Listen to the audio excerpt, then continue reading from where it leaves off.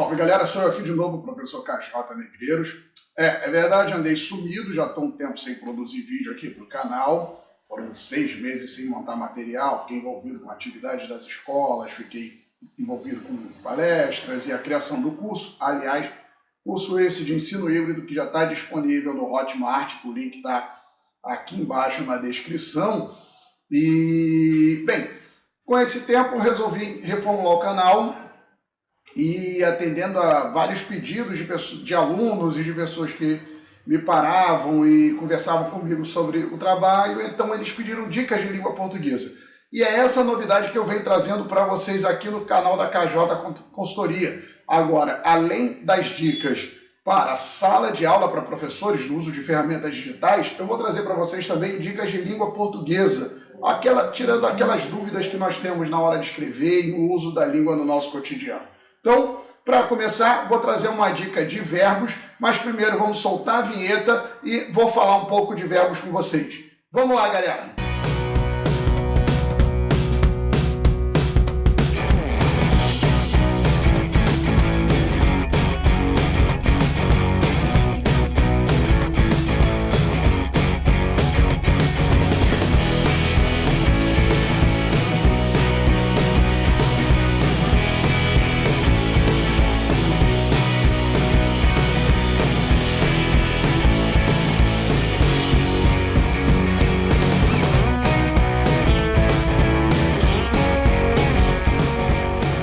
Fala aí, pessoal, beleza? Professor KJ na área e agora com dicas de português, além das dicas de ferramentas digitais. Bem, uma das coisas que as pessoas mais me perguntam, tanto aluno quanto amigos em conversas informais, é a seguinte: por que eu tenho que aprender tanta conjugação verbal? Por que não é como no inglês, que é tão simples? Bem, então, pensando nisso, eu vou trazer para vocês uma dica de verbos para que vocês consigam assimilar bem e espero que possam entender a utilidade de aprender a conjugação. Pois bem, o verbo é uma classe gramatical que expressa ação. O verbo ele vai expressar ações, ele vai expressar estado, mudança de estado, fenômenos naturais e, como vocês sabem, como a gente sabe, ações são atributos dos seres, tanto os seres humanos quanto os animais, todos os seres eles praticam ações. Ações são de nossos atributos. E é o verbo que nomeia essas ações. Então, num processo comunicativo, quando estamos narrando uma história ou quando estamos apresentando uma ideia, a ação é o que movimenta isso. A gente sempre, no discurso do processo comunicativo, dentro da linguagem, a gente, por trazer a realidade para o campo da abstração, nós necessariamente sempre expressamos o seguinte: alguém fez algo. São sempre seres praticando ações. E quando a gente trabalha com verbo, para que possamos nos fazer entender, é importante levar em conta duas informações e dois conceitos dos verbos, que são as flexões do verbo em modo e a flexão do verbo em tempo. E aí é que entra a confusão. O verbo, antes de mais nada, ele é uma classe de palavras variável. Ele vai se flexionar tanto em número quanto em pessoa. Pessoa que eu me refiro é a pessoa do discurso. São elas quem fala, com quem fala, de quem se fala. São as três pessoas do discurso e o verbo vai variar dentro desse ambiente. Ele também pode representar tanto a unidade, o singular, quanto mais de um ser praticando esse atributo, que é o plural. Então o verbo ele vai flexionar em pessoa, com relação à pessoa do discurso, e em número, singular e plural. Isso aí é tranquilo. A dica que eu quero dar para vocês, entretanto, está relacionado ao modo e ao tempo verbal, porque são eles que são fatores importantes para a compreensão do que a pessoa quer falar e que, novamente, como eu já disse, gera maior dificuldade para as pessoas. Então, primeira coisa, entender o que é um modo verbal. Bem, quando a gente está contando uma história para um amigo, ou está narrando um fato, está lendo um livro, ou está explanando uma informação, a gente sempre quer expressar certeza. A gente quer indicar que a pessoa que está ouvindo perceba que nós estamos falando algo que realmente aconteceu concretamente. Ou a gente quer expressar algo que pode acontecer. Quando a gente trata de discurso, e aí levando para a filosofia do discurso, a gente pode dizer que no processo comunicativo a gente tem três tipos de possibilidade de pensamento. algo é, algo não é, ou algo pode ser. E é dentro desse conceito que trabalha o modo verbal. Ou a ação realmente acontece, ou a ação pode ou não acontecer. Quando a gente trabalha na certeza, quando a gente fala algo concreto, a gente está usando o verbo no modo indicativo. Então, a ação realmente acontece, a ação realmente aconteceu, ou a ação realmente acontecerá. Então, esse é o modo indicativo, ele expressa uma certeza, um fato concreto. Agora, quando a gente trabalha no âmbito da possibilidade, a ação poderia acontecer, a ação pode acontecer neste momento, eu quero que ela aconteça, ou ela poderá acontecer. Então, quando eu trabalho no âmbito da possibilidade, seja desejando algo, seja querendo algo para o futuro, ou indicando algo que poderia ter acontecido no passado, aí sim eu tenho o verbo no modo subjuntivo. Percebam que nesses dois casos, a diferença de sentido fica clara. Quando eu digo, por exemplo, moro no Rio de Janeiro, espero que eu venha a morar no Rio de Janeiro.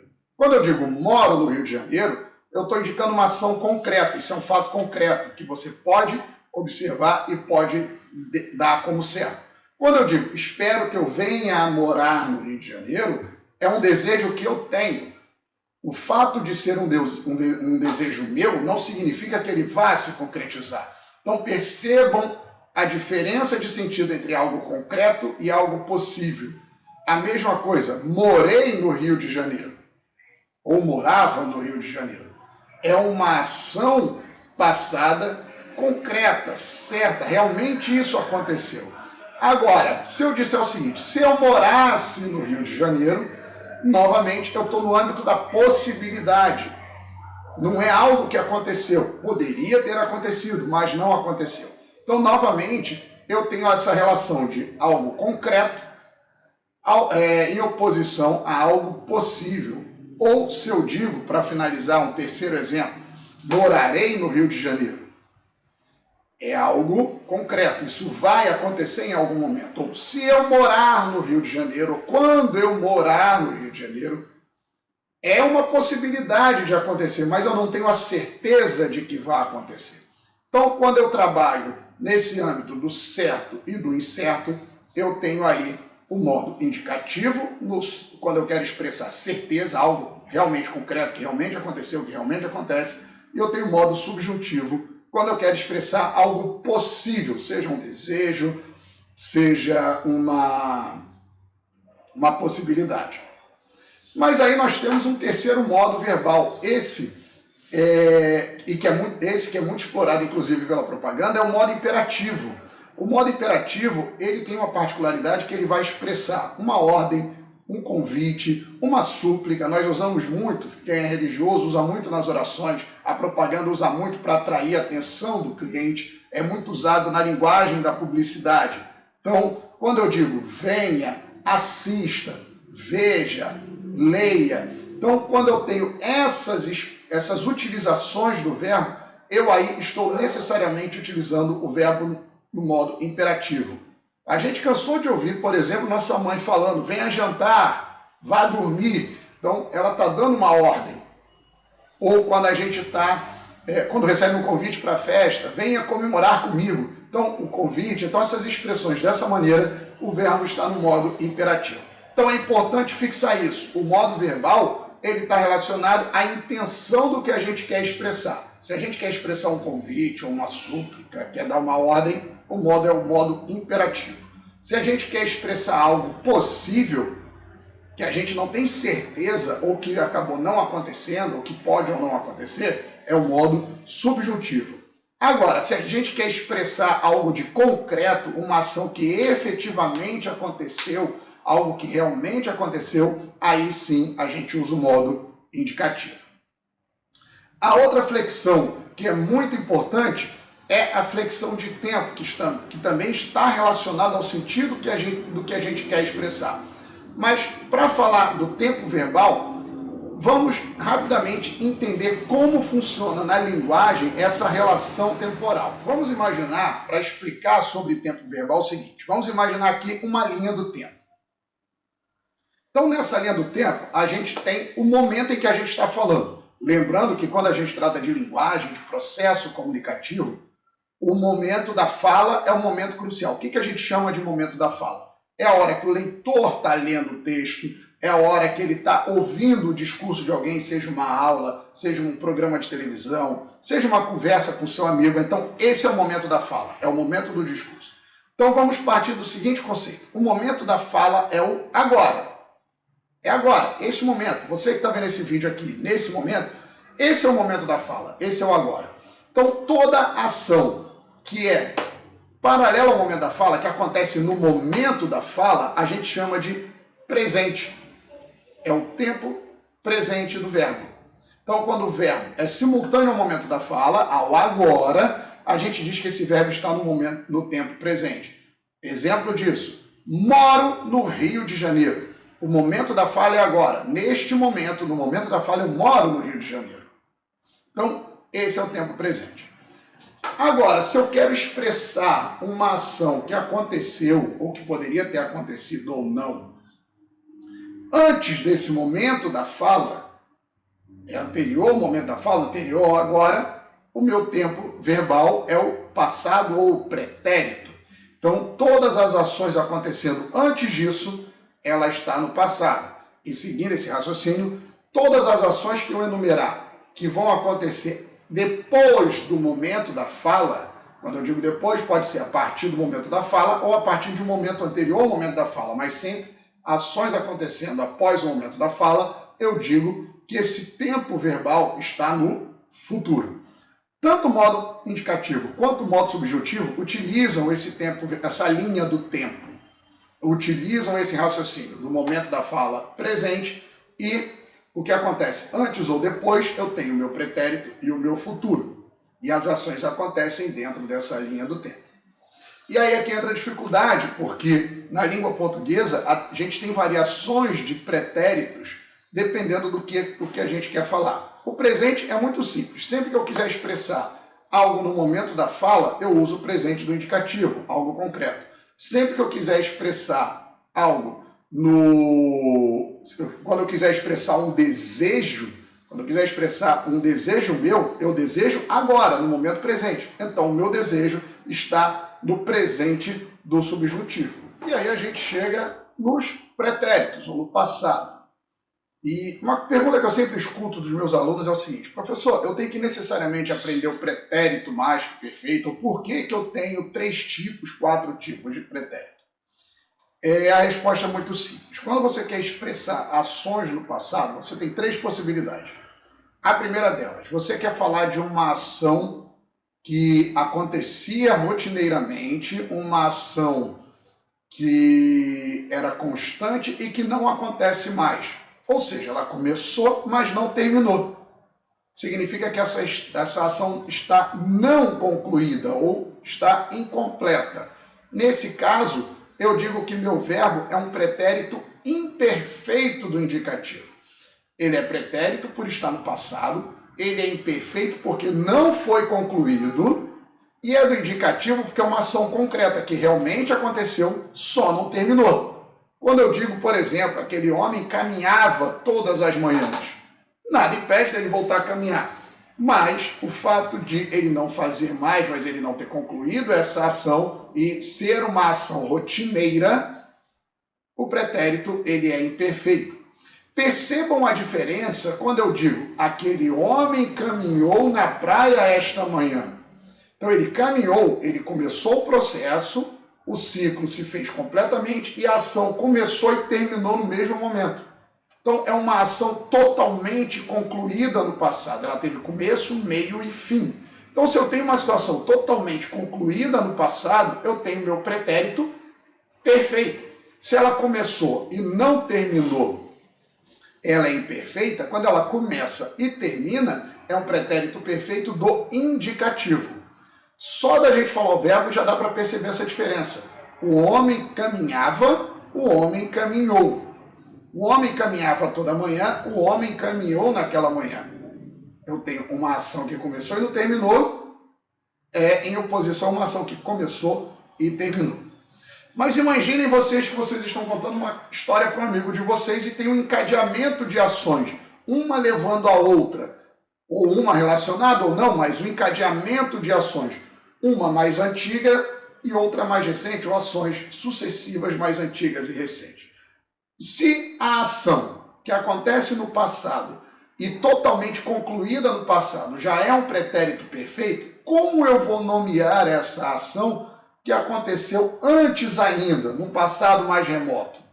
Nesse caso, se o que aconteceu no passado e está concluído já é perfeito, algo mais antigo é mais que perfeito. Então, o verbo no pretérito mais que perfeito do indicativo, ele vai marcar isso, uma ação mais antiga no tempo. O homem ouvira um barulho e correu para a porta. A ação totalmente concluída no passado é correr para a porta, mas uma ação anterior aconteceu que provocou isso, foi ouvir o barulho. Então, para eu marcar esse encadeamento de ações do passado, onde ele primeiro ouve e depois corre, eu uso ouvira, pretérito mais que perfeito, e depois eu utilizo correu, pretérito perfeito. Ambas ações concluídas totalmente no passado, mas com uma distância de tempo. O pretérito mais que perfeito a gente vê muito na escrita, para poder justamente marcar essa passagem de tempo. Na fala cotidiana e na oralidade, ele não é mais tão comum. A gente consegue pontuar isso numa conversa, utilizando gestual, expressões faciais e tudo mais. Mas no texto é necessário utilizar para justamente dar essa marcação e ficar compreensível o que veio antes e o que veio depois. E se foram ações sucessivas ou simultâneas. Então, o pretérito imperfeito indica uma ação que começou, mas não terminou. O pretérito perfeito indica uma ação que começou e terminou, está totalmente concluída. E o pretérito mais que perfeito é uma ação que começou e terminou toda no passado, só que uma ação mais antiga. Tudo isso no modo indicativo, porque são ações concretas, que realmente aconteceram. Agora, nós temos a ação que nem começou. Se a que começou e não terminou está no pretérito imperfeito do indicativo, então aquela que nem começou poderia ter acontecido, mas não aconteceu, ela vai ser um pretérito imperfeito do subjuntivo, porque ela era possível, mas não aconteceu. Então, se ela nem começou, pretérito imperfeito do subjuntivo. Se tivesse estudado mais, teria passado de ano. Então, se tivesse estudado, mas não estudou. E aí nós vimos que o presente do indicativo expressa uma ação concreta no momento da fala. E o presente do subjuntivo, um desejo que acontece no momento da fala. Vimos que o pretérito acontece antes do momento da fala, o indicativo e o subjuntivo poderia acontecer, mas não aconteceu. E aí, quando a gente tem uma ação que começa e não termina, é um pretérito imperfeito do indicativo. A ação começou, mas não terminou. Vimos que a ação que começa e termina no passado, pretérito perfeito. E a ação mais antiga do que o pretérito perfeito, o pretérito mais que perfeito. Também começou e também terminou, ambas no indicativo. O que a gente vai ver agora são ações que acontecem depois do momento da fala. Então, quando a gente trata de depois do momento da fala, futuro. Ações no futuro, elas vão acontecer ou a partir do momento da fala, quando é o futuro do presente, por exemplo, viajarei semana que vem. Então, o momento da fala é agora e minha viagem é daqui a uma semana. Então, a ação vai acontecer depois do momento da fala, partindo do momento da fala. Então, o meu futuro é a partir do presente. Daí, futuro do presente do indicativo. Agora, lembra lá do verbo do pretérito imperfeito do subjuntivo, aquela ação que poderia acontecer, mas não aconteceu?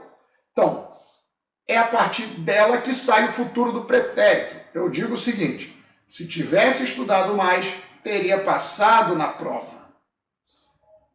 Se a ação no passado tivesse acontecido concretamente, ou seja, se o ato de estudar tivesse acontecido realmente, com certeza eu teria passado na prova. Então a ação futura seria uma ação concreta. Como a ação passada não aconteceu, a futura também não acontecerá.